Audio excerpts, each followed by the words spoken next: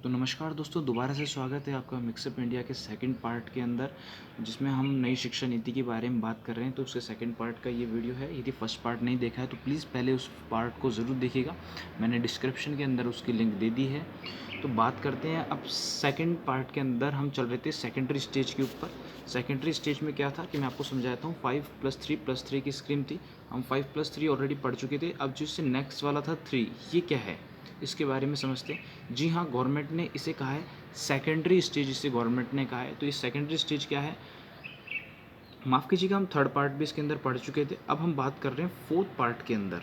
तो ये fourth part की स्टेज है जिसे गवर्नमेंट ने कहा है सेकेंडरी स्टेज। ये सेकेंडरी स्टेज क्या है इसके बारे में पूरा समझते हैं हम। तो ये स्टेज आपकी रहती है टोटल 4 साल की स्टेज रहेगी। 4 साल की स्टेज मतलब इसके अंदर आपके 9th से लेकर के 12th क्लास तक को इंक्लूड किया गया है। और यहाँ पर अब आपके पास में 11th में जाके जो स्टूडेंट्स कोई सब्जेक्ट लेते थे, लेट सपोज इट उन्हें साइंस लेना होता था, लेट सपोज इट उन्हें कॉमर्स लेनी होती थी, और लेट सपोज इट उन्हें आर्ट्स लेनी होती थी, गवर्नमेंट ने अब इन्हें पूरी तरीके से बंद कर दिया है। जी हाँ, अब ऐसा कोई सिस्टम नहीं है कि आप साइंस ही लेंगे, आप कॉमर्स ही लेंगे, आर्ट्स ही लेंगे। अब गवर्नमेंट ने इसकी जगह कर दिया है मल्टीपल सब्जेक्ट। जी हाँ, अब ये मल्टीपल सब्जेक्ट क्या है इसके बारे में मैं आपको समझा देता हूँ। लेट्स किसी स्टूडेंट को मैथ पसंद है तो वो मैथ लेता है, और यदि उसी स्टूडेंट को अकाउंट सब्जेक्ट पसंद है तो वो अकाउंट भी लेता है, और यदि उसी स्टूडेंट को जियोग्राफी पसंद है तो वो तीनों सब्जेक्ट ले सकता है। जबकि तीनों का फील्ड अलग है। आप जानते हैं कि मैथ बिलोंग करती है साइंस से, और अकाउंट बिलोंग करती है कॉमर्स से, और वहीं जियोग्राफी बिलोंग करती है आपके आर्ट्स सब्जेक्ट से। लेकिन अब वो तीनों सब्जेक्ट साथ में ले सकता है। तो इसी के बेस पर गवर्नमेंट ने आपके जो स्ट्रीम सब्जेक्ट था, मतलब स्ट्रीम सिस्टम था, उसे ख़त्म कर दिया 11 से। तो अब ये आपके रहेगा 9th क्लास से ये सिस्टम रहेगा। आपको ध्यान हो कि पुराने ज़माने में किसी टाइम में 9th क्लास में सब्जेक्ट चूज़ करते थे, लेकिन अब ये दोबारा से 9th क्लास में आपके सब्जेक्ट चूज़ करने रहेंगे। इसे गवर्नमेंट ने मल्टीपल सब्जेक्ट कहा है, और ये बहुत ही काम की चीज़ है। क्योंकि अमूमन देखा जाता था कि किसी स्टूडेंट को मैथ पसंद है तो उसे फिजिक्स या केमिस्ट्री पसंद नहीं होती थी, और किसी स्टूडेंट को जिसे जियोग्राफी पसंद है उसे उसके साथ वाले सब्जेक्ट पसंद नहीं होते थे, उसे मैथ पसंद होती थी, ले नहीं पाता था, अकाउंट होता था मोस्टली। वैसे तो आर्ट्स में भी मैथ लेने का ऑप्शन है, लेकिन बहुत से स्कूलों में ये सिस्टम नहीं होता है।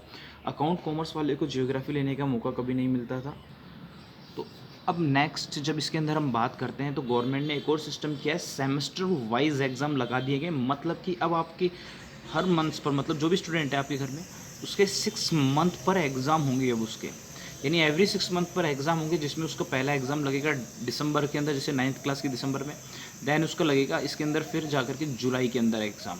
तो इससे बेनिफिट ये होगा कि जो स्टूडेंट्स को क्या होता था कि मोस्टली 10th और 12th में जो बोर्ड होता था तो वो बंदा जनवरी में पढ़ना स्टार्ट करता था और मार्च तक पढ़ता था, यानी जाकर के प्रेशराइज यहीं पे होता था, वो सीरियसली यहीं लेता था पढ़ाई को, और जनवरी से मार्च 3 महीने पढ़ता था, और फिर उसके बाद में वो अगेन फिर टाइम पास करना स्टार्ट कर देता था। 9th और 11th यूँ ही बिताता था। फिर 12th में भी यही सिस्टम रखता था कि वो नवंबर से मार्च तक पढ़ लिया।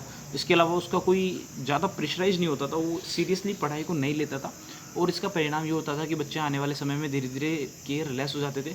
और अमूमन हम देखते हैं कि जब तक वो ग्रेजुएशन वगैरह करते थे, जी हाँ, मैं पढ़ाई की बात कर रहा हूँ, उसके बाद भी काफ़ी बच्चे बेरोज़गार रहते थे।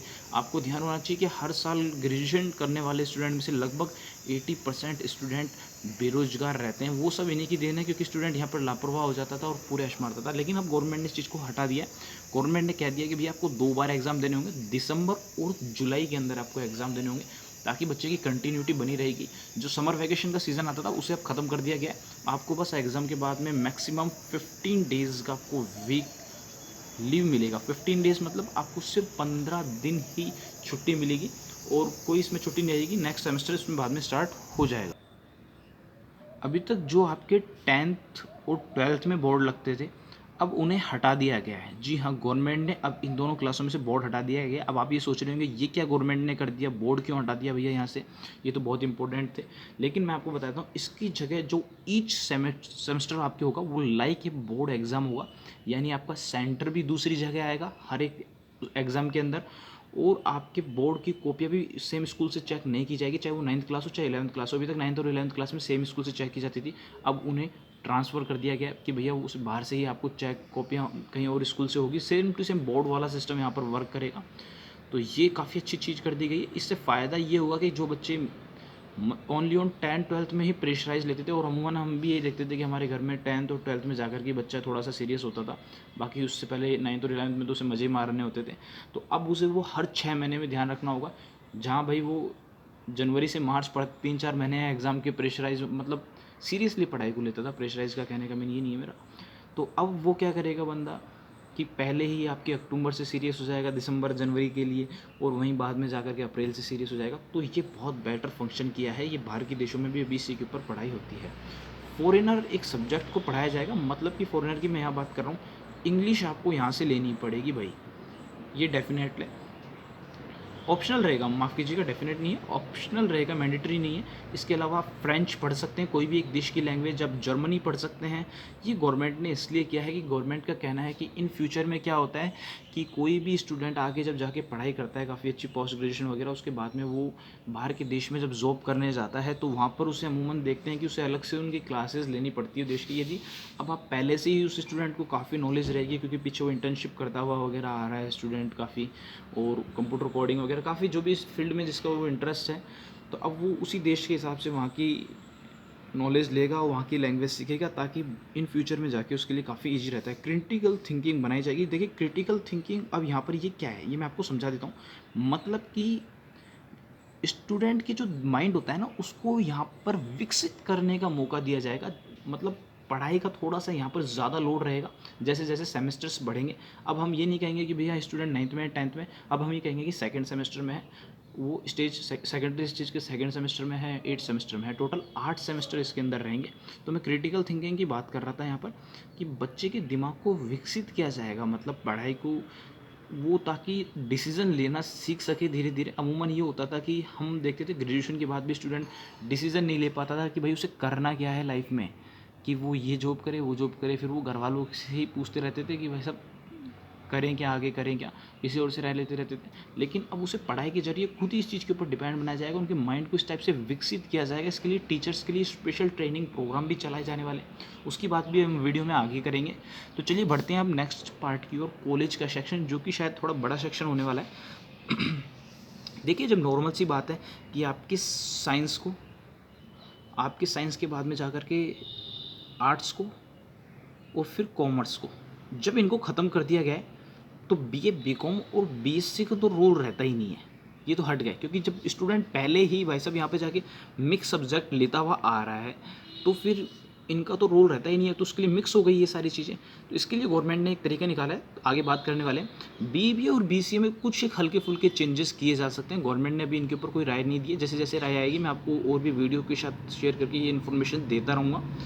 हाँ, अब कुछ स्टूडेंट्स के साथ में क्या होता था कि वो जब कॉलेज में उनको 12th के बेसिस पे मार्क्स मिलते थे, 12th क्लास के बेसिस पर। अभी जो वहाँ उनको मार्क्स मिलने वाले हैं वो टोटल 8 सेमेस्टर के बेस पे मार्क्स मिलेंगे। लेकिन क्या होता है कि अमूमन हम देखते थे कुछ एक स्टूडेंट के मार्क्स कम होते थे, किसी वजह से वो नहीं पढ़ पाते थे, बीमार हो जाते थे, या फिर उनके घर के कोई भी इशू हो जाता था, तो 12th क्लास में नहीं पढ़ पाते थे वो। और हम इसमें आगे जाकर के नोट करते थे कि वो एक अच्छे कॉलेज में एडमिशन नहीं ले पाते थे, यही उनकी सबसे बड़ी रीज़न रहती थी। तो इसको गवर्नमेंट ने सॉल्व आउट करने के लिए एक कैट का एग्ज़ाम लगाया है। जी हाँ, अब ये कैट का एग्ज़ाम आपके कॉलेज में जाने से पहले लगेगा, तो ये कंपलसरी नहीं है, लेकिन बताया था उसके बारे में। ये है क्या, कैट कॉमन एप्टीट्यूड टेस्ट है ये, जो कि ऑप्शनल रहेगा। जो स्टूडेंट देना चाहता है ठीक है, नहीं तो नहीं। उसमें क्या होगा कि उसके जो 8 सेमेस्टर का रिज़ल्ट होगा, मैं यहाँ लिख देता हूँ एक बार, 8 सेमेस्टर का रिज़ल्ट होगा प्लस सीईटी का जो रिज़ल्ट रहेगा, उसके हिसाब से उसे कॉलेज के अंदर एडमिशन मिलेगा इस रिज़ल्ट के हिसाब से। तो यानी जिस स्टूडेंट की परफॉर्मेंस 8 सेमेस्टर में बेकार रही थी, मान लीजिए किसी भी कारणवश, वो अपने कैट के एग्ज़ाम से उसको सुधार सकता है और कॉलेज, अच्छे कॉलेज में एडमिशन वो भी ले सकता है। अब यहाँ पर क्या होगा, जिनको कैट का एग्ज़ाम नहीं देना, उनके यहाँ पर 0 मार्क्स जोड़ेंगे पहले, क्योंकि उनके अच्छे बनता हुआ आ रहा है स्कोर, तो उनके भी वही बात रहेगी। तो काफ़ी अच्छी बात है कैट का एग्ज़ाम लगाना, कि आपको कॉलेज में जाने से पहले कैट का एक एग्ज़ाम देना पड़ेगा। मैं बता देता हूँ कि ये एक ऑप्शनल है, कोई कंपलसरी नहीं है। चलिए बात करते हैं ग्रेजुएशन की। जब आपके बीए बीकॉम बीएससी खत्म हो गए, तो ग्रेजुएशन रह कहाँ गई, तो इसके लिए भी गवर्नमेंट ने एक बंदोबस्त किया है, समझाता हूँ आपको। लेकिन उससे पहले बता दूँ कि ये सब चीज़ें मल्टीपल एग्जिट एंट्री के साथ रहेगी। अब ये मल्टीपल एंट्री एग्जिट क्या है, इसकी बात अभी हम इन 4 साल की डिटेल पढ़ने के बाद में करेंगे। थोड़ा सा समझाता हूँ, पहले आप थोड़ा सा वीडियो को गौर से देखिएगा। फर्स्ट ईयर आप अभी तक क्या होता था कि जब भी हम बीए, बीकॉम, बीएससी करते थे, ठीक है, ये हम जब भी करते थे तो हम 1-2 साल पढ़ लेते थे, उसकी कोई इज्जत नहीं होती थी, यानी कोई मायने नहीं रखता था। हमें टोटली 3 साल पढ़ना पड़ता था, तब कहीं जाकर के हम कहलाते थे कि भैया हमने बीए पढ़ी है, बीएससी करी है, हमने बीकॉम करी है। लेकिन गवर्नमेंट ने अब इस सिस्टम को हटा दिया है। गवर्नमेंट ने इसकी जगह क्या किया है कि आपके 1 ईयर का गवर्नमेंट लेके आई है। यदि आप 1 ईयर पढ़ते हैं तो आपको एक सर्टिफिकेट मिलेगा, 2 ईयर आप पढ़ते हैं तो आपको डिप्लोमा की एक सर्टिफिकेट मिलेगा, 3 ईयर पढ़ते हैं तो आपको यहाँ जाकर के डिग्री मिलती है। जी हाँ, डिग्री। ये डिग्री आपके मतलब आप कोई भी जॉब के लिए अप्लाई कर पाएंगे इस डिग्री के बाद में, आप कंपटीशन का एग्ज़ाम दे पाएंगे इस डिग्री के बाद में। तो आप कंपटीशन वगैरह के एग्ज़ाम इस डिग्री को लेने के बाद ही दे पाएंगे। 4 ईयर की आप यदि पढ़ाई करना चाहते हैं तो अब आपको यहाँ पर जाकर के रिसर्च की डिग्री मिलेगी। ये बहुत ही बढ़िया बात है कि आपको उस सब्जेक्ट के ऊपर काफ़ी अच्छा रिसर्च है, इसकी डिग्री अब आपको पहले मिल जाएगी।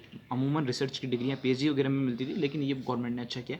अब इसमें ये मल्टीपल एग्जिट एंड एंट्री क्या चीज़ है इसके बारे में आपको समझा देता हूँ। कि मतलब कि अमूमन हम देखते थे कि जब हम बीए, बीएससी, बीकॉम कर रहे होते थे, कोई स्टूडेंट क्या होते थे कि जो 2 ईयर का प्रोग्राम करते थे, उसके बाद में उन्हें क्या करता था, वो लेट्स कोई ना कोई वजह से अपनी पढ़ाई छोड़ देते थे। और जब वो तो उनकी बीएससी अधूरी नहीं मानी जाती थी, उन्हें बराबर माना जाता था किसके, 12th क्लास के, ठीक है। और इसमें क्या होता था कि मान लो किसी ने फर्स्ट ईयर करके छोड़ दिया, सेकंड ईयर करके छोड़ दिया, अमूमन होता है ये, किसी न किसी घर में कोई ना कोई प्रॉब्लम रहती है, किसी ना किसी इशू की वजह से उसे पढ़ाई छोड़नी पड़ जाती है। और जब वो बंदा 2 साल बाद पढ़ना चाहता था, मान लीजिए उसे 2 साल कोई इशू रहा, घर में सॉल्व आउट हो गई, उसके 2 साल बाद प्रॉब्लम, अब वो 2 साल बाद आ रहा है तो उसे दोबारा से फर्स्ट ईयर देनी पड़ती थी।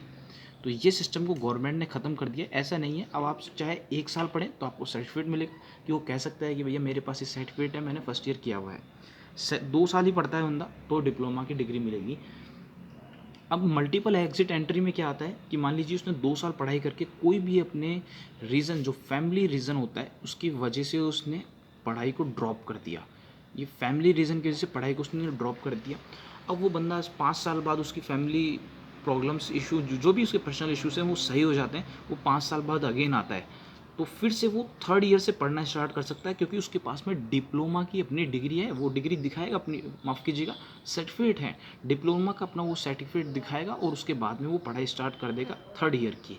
पहले ऐसा नहीं होता था, पहले 12th पढ़नी पड़ती थी। तो ये भी गवर्नमेंट ने बहुत ही ज़्यादा बेस्ट बात किया है यहाँ पर जाकर के, मुझे काफ़ी पसंद आया। पोस्ट ग्रेजुएशन की बात करते हैं। अब ये हाफ नहीं है, इसका सेंस ये है कि पोस्ट ग्रेजुएशन आपके 1.5 ईयर के अंदर चलेगी। 1.5 ईयर, माफ़ कीजिएगा, 1 या 2 ईयर में चलेगी। 1 ईयर उनके लिए कि जो कि 3 ईयर के प्रोग्राम के बाद में डायरेक्ट करना चाह रहे हैं post graduation.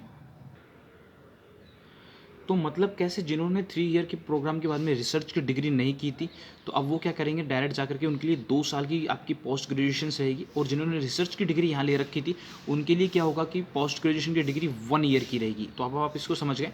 MA, MCom, MSc, MBA, MCA एजिटिक रहेंगे, क्योंकि यहाँ पर जाकर के आपको पर्टिकुलर सब्जेक्ट लेना होता है, तो ये आपके एजिटिक रहेंगे।